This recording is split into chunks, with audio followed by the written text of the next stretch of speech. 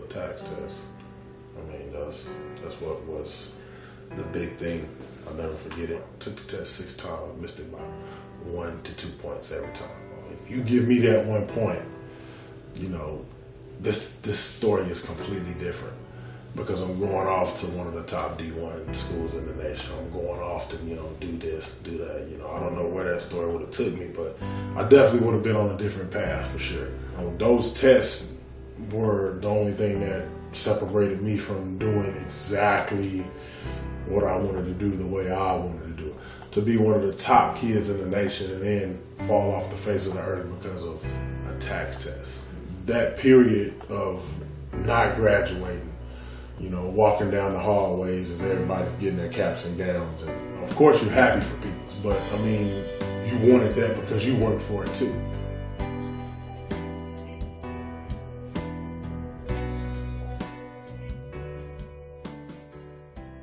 I didn't know that I was actually going to be able to play college ball, being that, you know, starting from being one of the most recruited kids in the nation when you were a senior and then not being able to pass a test, you know, to get into college, everything just kind of went dead. I didn't have football, and I didn't have anything at that point. Mentally, I was lost. I didn't have what I worked for. I was just at home, being regular, as that's what I call it, being regular, and just going through the motions of life, not trying to get better, not pushing myself, not doing anything. It was just a regular, constant day of just going to work, coming home, going to work, and it was nothing different about it. I just got the notion of like, why am I doing what I'm doing? And you know, the crazy thing about it is I got into the junior college that was right up the street from my house. And I was going to classes, but I was just like, why am I going? Because usually you have that incentive on going because you need to pass to play. Why am I passing my classes again? Because I'm not playing nothing. So that's when I started to goof off in class big time.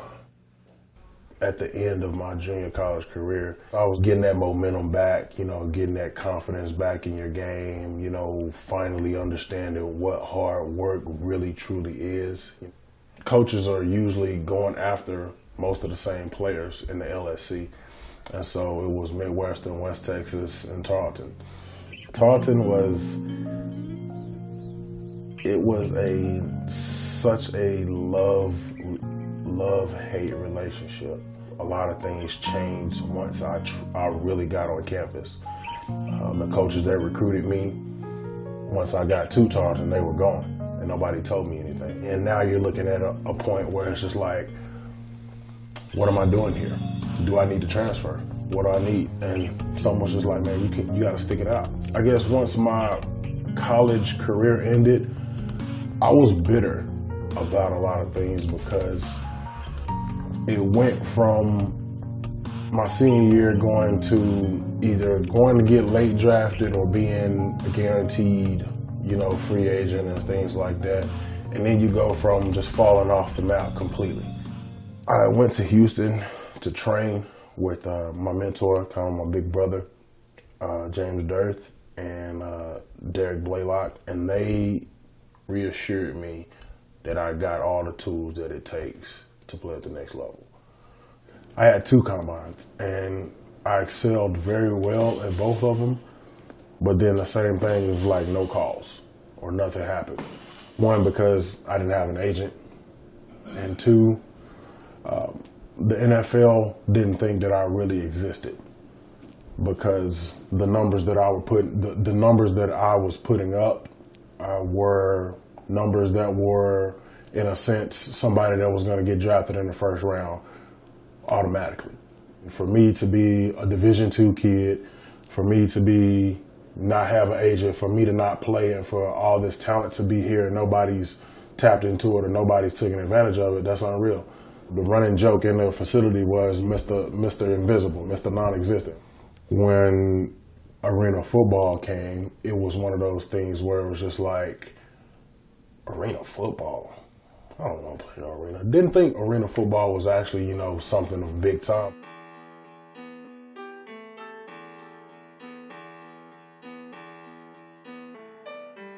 My agent had paid for me to work out for the San Antonio Talents. And at that time, of course, I was nervous, but I wasn't going to put out anything bad. I went out there and I did what I was supposed to do. I earned a spot. And so going into camp, some of these guys that I didn't know were on my team, because I was just like, whoa, okay, this guy's a legend. Ooh, it's going to be hard making this team. Ooh. But, I mean, I had to. Cuts kind of happen out of nowhere.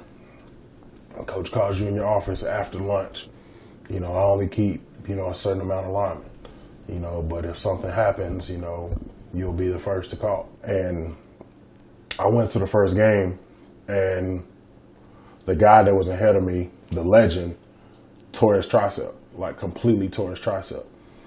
And I was just like, whoa. Coach come to me at the end of the game, he was just like, look to hear from me next week. Me earning the spot, me doing everything the right way, and then coming back the second year, you really kind of think that you're the guy. Then at the end of camp, when you've done everything that you're supposed to be doing, you're the starter. You've been the starter the whole entire camp. Coach comes to you and says, we've been down this road before, gotta let you go. Why? Okay. And no understanding about how that happened. Till this day, me and my agent still joke about it, you know, in a sense, like, how the hell did I get cut from that team? When the team went like 2-14.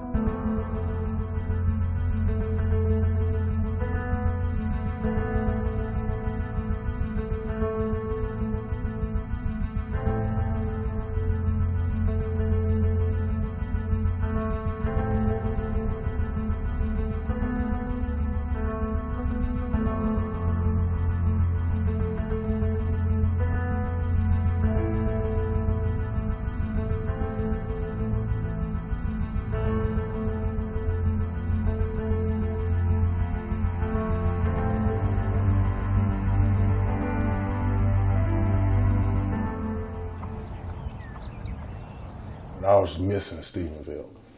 So I was just like, I hit up one of my professors, which is a very dear friend of mine. I said, man, I want to go to summer school. He was like, well, make it happen. I said, no, I need you to make it happen. He said, all right. He said, be in my office Monday morning. I think Solomon and our paths have kind of mirrored each other. I went and played Arena Bowl, just like Solomon did. And then I decided it was time to come back and finish my degree.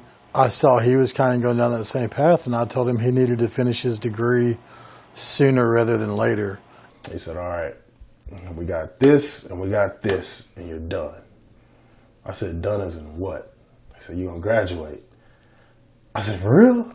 He's like, Solomon, what the hell do you think you've been going to school for? This was a goal that I've never obtained. Like, I've never graduated high school. The only type of graduation I had was, you know, in 5th grade where we had the little white caps. But I mean, you know, of course, you can't put that down on a resume. Graduation was something unreal. When I get there, it's just like, wow, this is actually happening.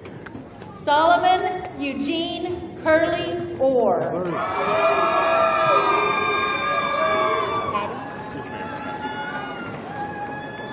It seemed like it flew by so fast.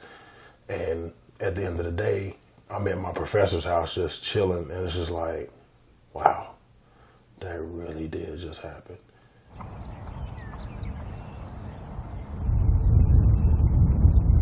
Love the atmosphere of, you know, the Falls, so it was great. I probably wouldn't have came if it wasn't for Billy Back, but he made the transition to come here even more easier. So once he said he needed me or wanted me here, I felt compelled to be here. It made me feel good to know that my veteranness was respected.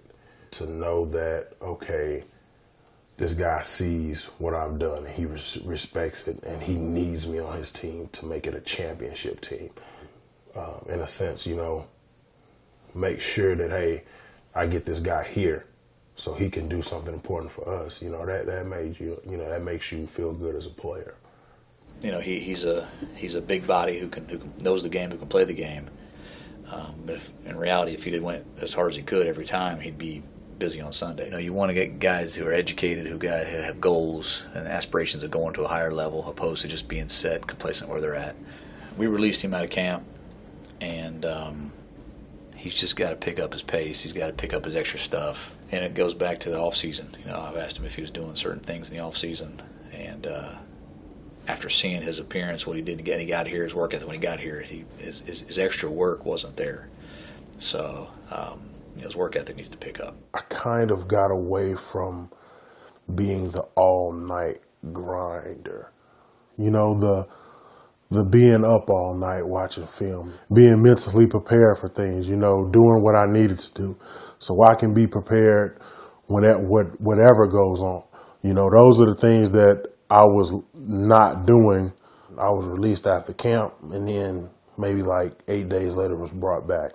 And I was bitter about it. But I just need reassurance that, we want you here for the right reason.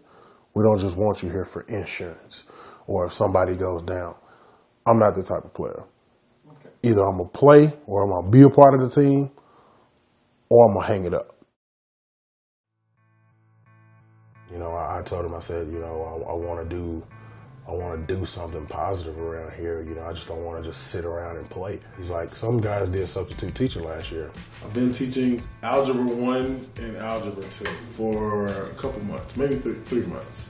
I kind of had to relearn math.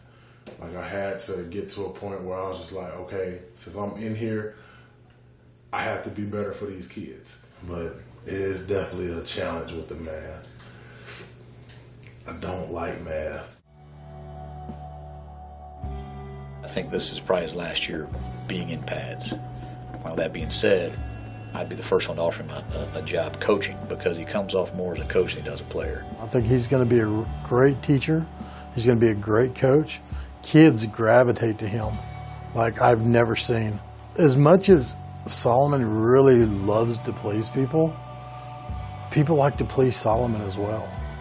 I had to talk with him that the NFL is not looking for 28-year-old rookies.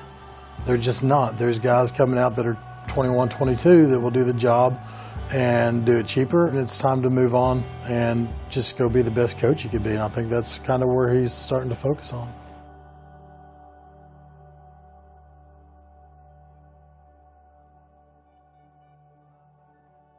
Life after football looks good. I for a long time I didn't know what life after football was going to mean, what it was going to feel like, any of that stuff. But now that I know life after football is actually something real, it feels good.